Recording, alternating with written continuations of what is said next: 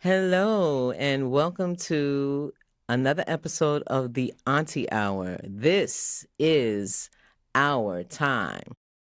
Hey, aunties. Welcome to the Auntie Hour.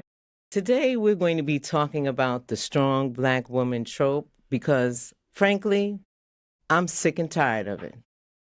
I have been going through a lot of things in my personal life that when I share them with people, they tell me, be strong. Be strong. And I'm sick of that. So to help us navigate through this conversation, I have invited Miss Adiasha Richards-Thornhill. She is a licensed therapist to help us have this discussion. And my first question for you is where does this come from? Where does this come from? The need to constantly tell us to not feel what we're feeling and to be strong instead. Yeah. Well, that statement that you just made starts it off. It's a dismissive thing for us when people tell us to be strong, right? You're dismissing our feelings, you're dismissing, our experiences, but that goes way back. It goes way back to slavery, honestly, right? If we think about the history of our people and having to be strong, right? Right.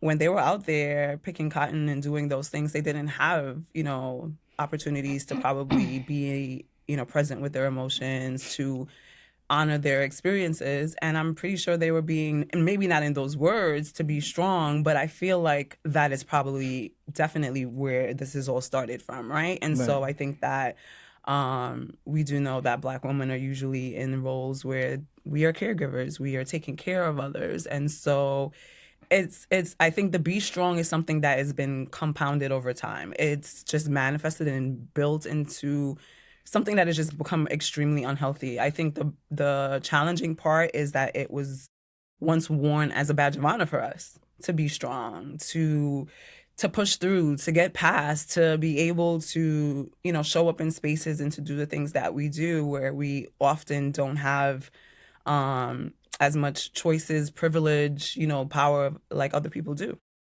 Right. Yeah, I don't want that badge. Mm-hmm. No. I don't want it. I'm tired of it. Yeah. Can I give it back? Yeah. I don't like it either. I don't like it either. Can I give it back? Yeah. I think we're all tired. And I know that we have chronic stress. We don't sleep. We have to show up for everyone. Yeah. There is still in our community where some of us have that, that stigma of actually seeing a therapist still exists, so do you think we can unlearn this? Is it possible? Does it have to be generations down the line? What are we supposed to do? Yeah. I think that outside of being a therapist, I see myself as a change agent in my own family system as well as in my role as a therapist. And so we are absolutely capable of unlearning this. We are absolutely capable of reframing this and reaffirming something better for ourselves rather than to just be strong, right? And we can still have our strength, but I think we have to redefine what be strong means for us. What does that look like, though? What does that look like? I think in all the small things that we do. So one, I definitely think is honoring our experiences. When someone is telling you as you're going through all of these things to be strong, it's saying that's not good enough. I don't want to be strong. I'm not going to carry that. So I think definitely in our responses to when we hear that is, I'm not okay. I can't be strong right now. And, my strength is in me saying that I'm not okay. Right? I think there are definitely small things that we can do in the way that we respond to other people. I think in the way that we respond to ourselves, right? Being able to honor our experiences. Like I said, we're dismissing what we're going through. I have been pushing back. Mm-hmm. I have been trying not to push back in the way that I really feel about it, though, because really, it's what we say, what righteous indignation. Like, I am furious when somebody says that to me. So I am having to taper down how I want to respond. And I don't even know if I should be doing that, but I taper myself down to respond, so I'm not just really coming off the cuff, like I really, blowing somebody out the water with my response. So that's one thing. But then you have some of the guilt that comes with. So it's a duality here that so you're pushing back. You don't want to do this. You're saying no. I'm not doing this. I'm not going to do that. You're actually working on putting yourself first and learning to delegate or take things off of your plate so you're not so strong. But there's also a sense of guilt that comes with that too. When you do that. Yeah. So how do you, this is like you're kind of damned if you do, damned if you don't, right?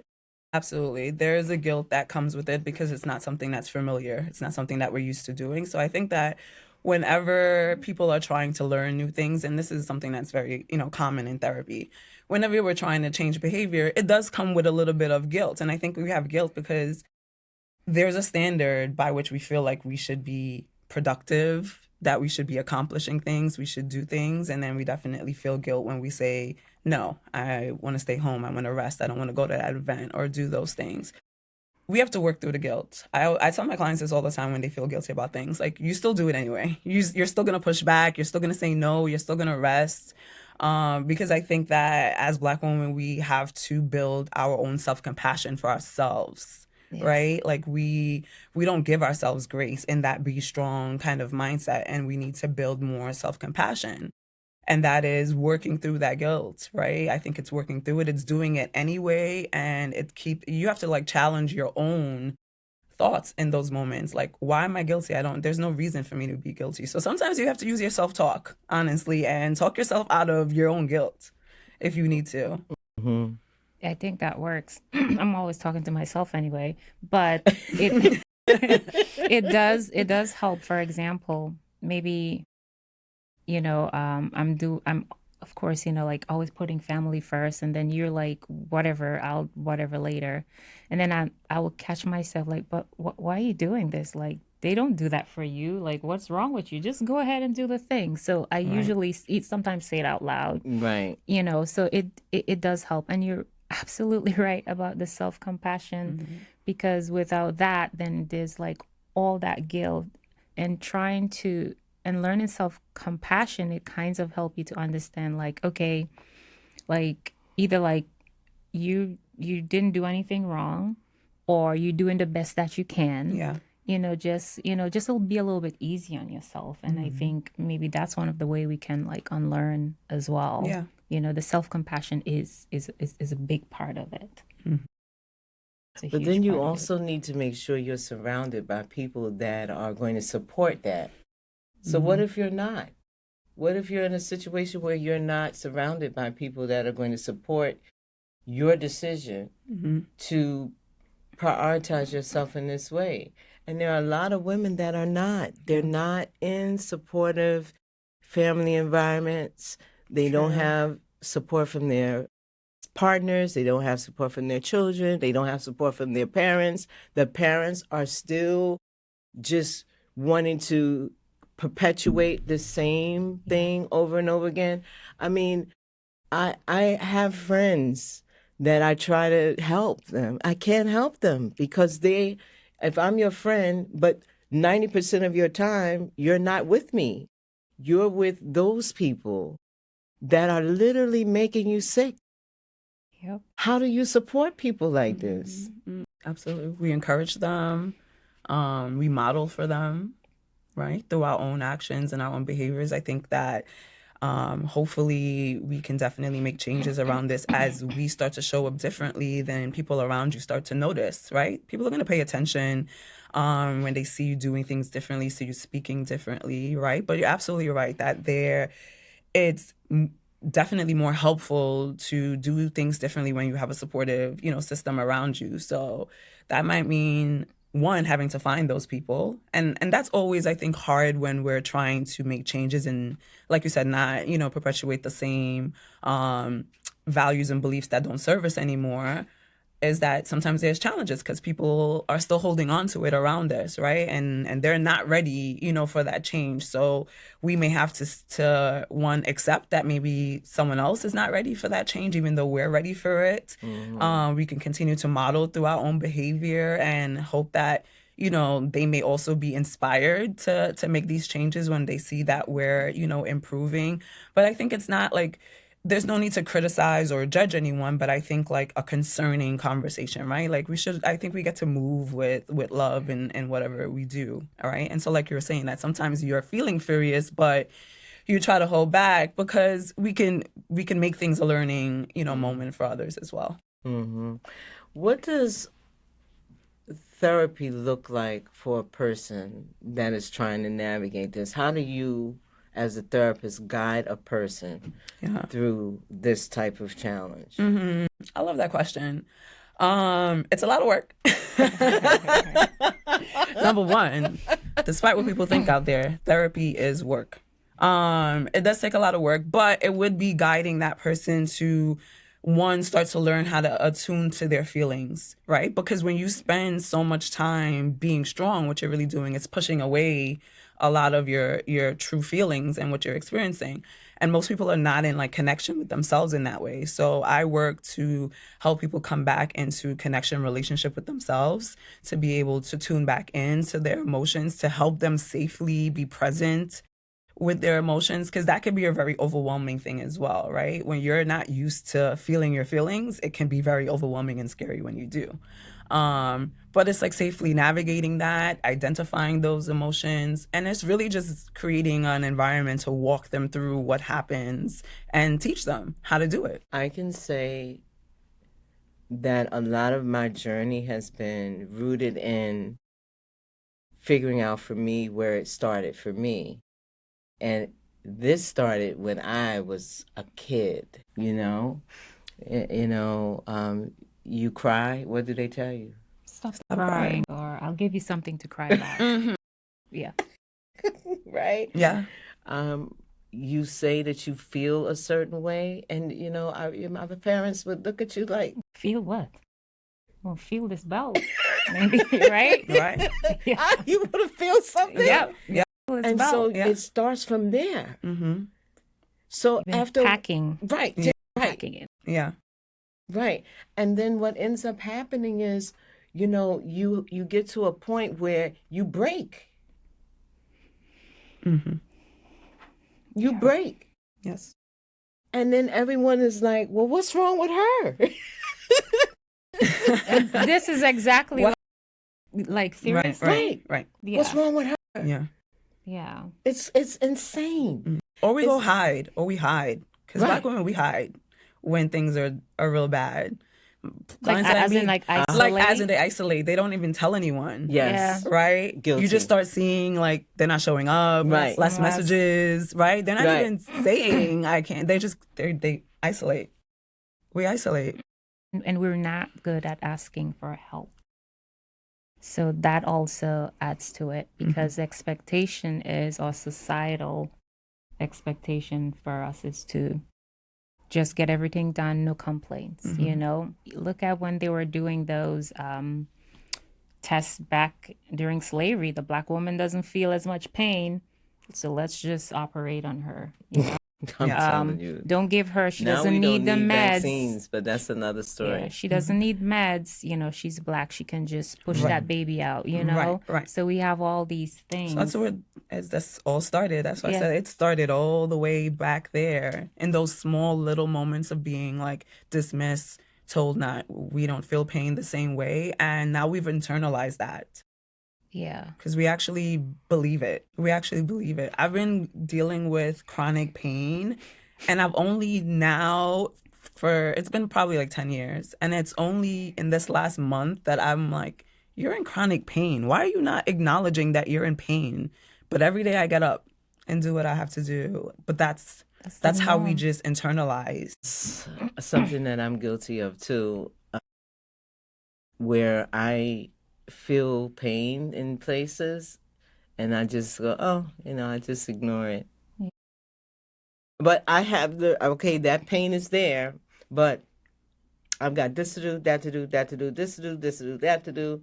If I stop to tend to the pain, this is not going to get done. I won't get here. I won't get this. This is not going to happen. This is not going to happen. So let me push this pain to the back of my head and I go do what I'm doing. But what usually happens to me is that if there's really something going on, it escalates. And then when it's really, really bad, then I've got to run. I've got But what we're doing is actually like putting ourselves aside. Right. Our needs, like whatever, we're just putting that aside to just take care of everything else that's gonna be there when we come back and can get done, But it's just we just gotta unlearn this. Absolutely, we have to unlearn it. I mean, I do have, sadly, people that I know that have just dropped dead. Yes. Boop. And you're like just chronically running around taking care of everybody else. Boom. And the question comes like, what? I just saw them yesterday. What do you mean? Right. Yeah, they weren't sick, weren't in the hospital. Right. Yeah, but the stress. The stress, right. Well, that's also why we have the highest rates of strokes, heart attacks, or, those things. Because stress, the things that are stress-related, diseases, we are the highest prevalence around, those things because we do literally kill ourselves. Yeah. Even with the whole business of like the autoimmune diseases now for us, it's because of all that stress. Yeah. A lot of it is the repressed anger, which then leads to depression. And so, yeah.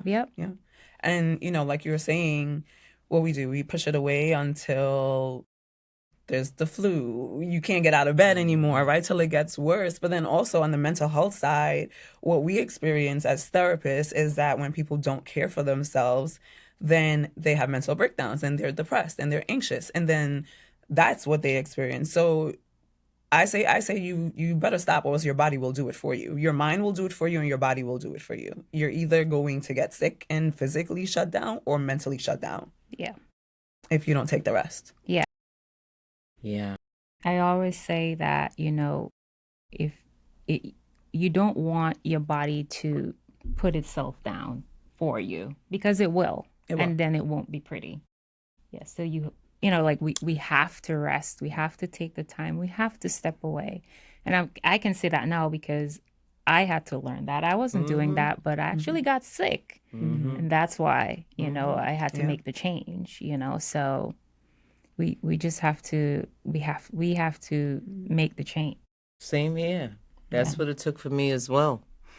What I've noticed is, so when I got completely knocked to my knees was after the death of my father. I had my father passed away, and maybe about a year or two after that, I was unable to do anything. Body just fighting itself, really. But that downtime, is when I was like, okay, so either I'm going to just go ahead and just die here, or I'm going to make some changes. Now, I will say honestly that majority of those changes were physical, in that I worked on diet, worked on exercise, worked on those sort of things. But this part was still not. I was still not really doing what I needed to do here. This type of work that I needed to do here. So what happened? It happens again. You have, you have things flare up and happen to you, but I'm really hoping that by talking about this, that someone sees themselves in what we're saying and take the time to consider going to seek a professional such as yourself out. so they can speak to you. So, that being said, tell us about you and your practice. I just jumped right in. I just jumped right into that. We're ready to go. We're ready to go. It's okay. Yes. So like you said, I'm a licensed therapist, a licensed mental health counselor, to be specific. And I have a practice. It's called Growth and Transitions Counseling. This year we're in 9 years, running. It's we're fully virtual mental health practice, and I have staff that I supervise. I also train new counselors as well, and I have my caseload of clients that I see individually also. Okay, 9 years in, located where? So we're all virtual. Our website is growthandtransitionscounseling.com, and you can also find me on Instagram, Queens with a Z _therapist. But most clients will find us on our website. We have a contact page. We take insurances, which I know is very important. Being able to find therapy that is affordable. Therapy can be affordable. Everyone has access to it. You have access to therapy as long as you have insurance in New York State. And we do take the majority of New York insurances. Would you talk for a minute about the importance of finding a good therapist and what a good therapeutic relationship looks like? Yes. I can absolutely do that. I like to say that therapy can be, looking for a therapist is like shopping. You need to find the right fit. It's okay to return.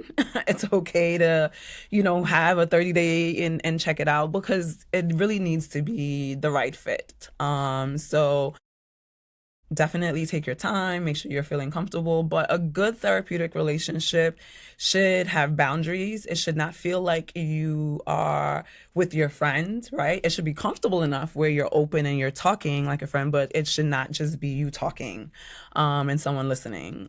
Good therapists are giving you feedback. They're not just listening, but they're providing you with skills. They're helping you and guide you on the path to finding solutions, to learning new things. And I believe that therapy should be an active process, right? I hear people that go see therapists and, my therapist is just, listening to me, and I don't feel like things are getting done. And also trust your instincts. I also meet people that are like in therapy and they're not feeling it, but they don't leave. Trust your instincts. If you don't feel right, it's okay. You can talk to your therapist about it. I also say if there's anything that's happening in your therapeutic relationship that doesn't feel right for you, talk to your therapist first, right? So before, leaving them and quitting on them, talk to them, right? Because a good therapist will hear your concerns, will pivot if they need to. If it's within like their scope of practice, they will adjust to meet your needs. And if they can't, then they should refer you to someone else who can better meet your needs. But you should be able to talk to your therapist so that way you guys can both work together to figure out how to make it work for you, because we're really doing it for our clients. One thing I learned about therapy, before I don't think I had any idea what to like expect, but to, go in and like talk and feel no judgment. But it's not weird, but there are days where you have like this good session and you leave and you feel great. But there are these days when you go in and you don't feel good at all at the end of it, and it's not a bad thing. And then you may have to sit with whatever happened like throughout that weekend. Yes. To like think about it. Sometimes you just have to like process it. You just have to reflect.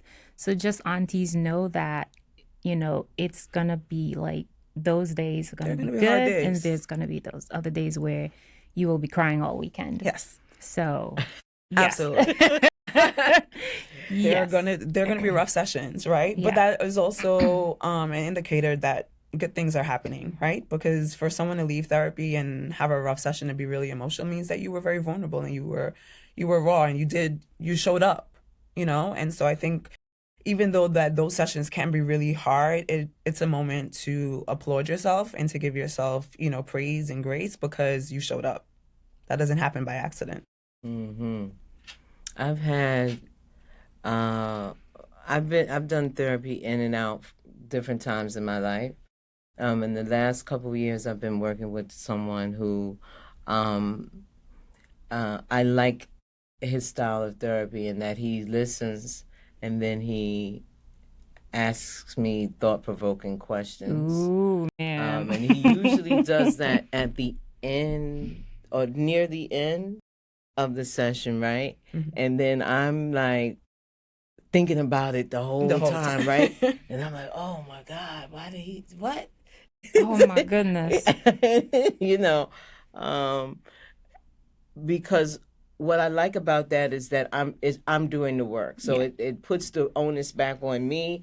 You're not telling me what to do. You're guiding me through something. I'm receptive to it. I'm listening. So yes. Yeah. One thing I don't think I hate it, but I'm usually like, man, you know, you may say something like, you know, but it was not a good idea for me to do that. And then the therapist may say, but why wasn't it a good idea? And you're like, man, didn't I just say it wasn't? Like, now I gotta be thinking about like, oh my gosh, you hear me? It could have, like, you know, it's like thought provoking, I say, which is great. Makes you think. It makes you think. Right. Yeah. Right. I think, and I've come to realize this in my conversations with other people, that they don't even think that deeply about their own feelings. So for someone to ask you why, there are people that operate and they have never even thought of why they do things. Yes. It's fascinating to think about, right? But it's the majority of humans. People don't think, people don't think about, we're on autopilot. We're just moving through the world. We're being strong, right? We're showing up and we're not thinking, but we're doing. We're conditioned to just produce and do and overwork, which is very unhealthy. We've been taught to not have much balance, in our lives, and we haven't been given space to really, connect. Going back to what you said about thinking back to your childhood, right? Where don't cry, what are you crying for, right? Let me heard all those things in my childhood.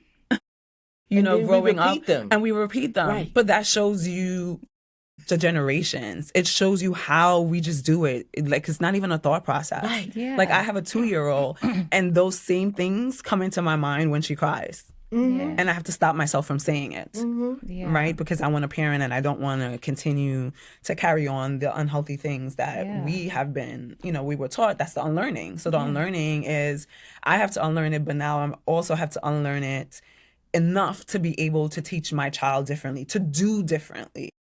Mm-hmm. Right? Because I have to change those things within myself. I have to find a new way of doing it, which is hard.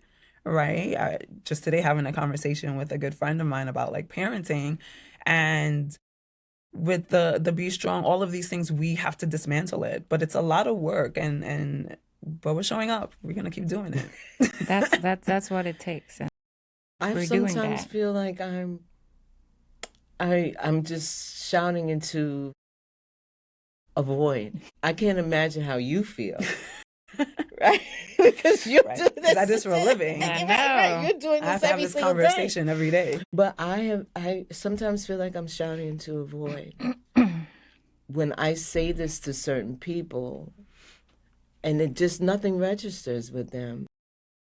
They're still intent on being strong.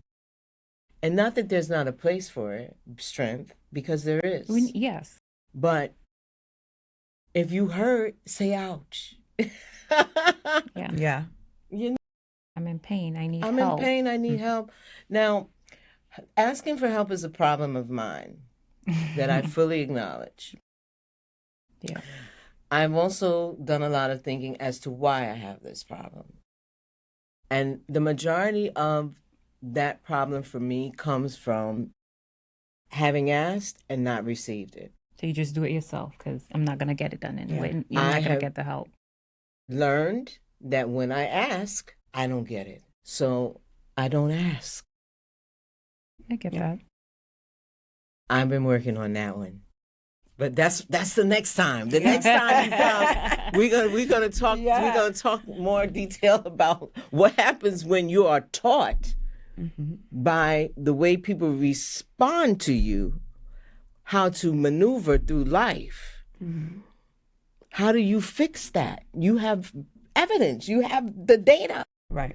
that shows you that when you ask, That's definitely the next episode, because that's going into my happens. my specialty, which is trauma. And Okay, so the next time We'll talk about we're trauma. going to talk about that. those type of experiences. But yes. Okay, Yeah. and tell us again where you are. Growth and Transitions Counseling. Find us online. Find me on Instagram if you need to. And we are here and open. And if anyone ever has questions, if you need resources, if you need a link and I'm not able to, provide the help within my practice, I'm always open to people just reaching out if they need anything, just a question. If I can direct you where you need, I will direct you. Okay, Mm-hmm. thank you. You're Thank you for being here. Yes. And I rest. feel better. We will rest. We will rest. We will rest. Yes. Thank you so much. All right, thank you. See you later, aunties. Bye, aunties. Bye-bye.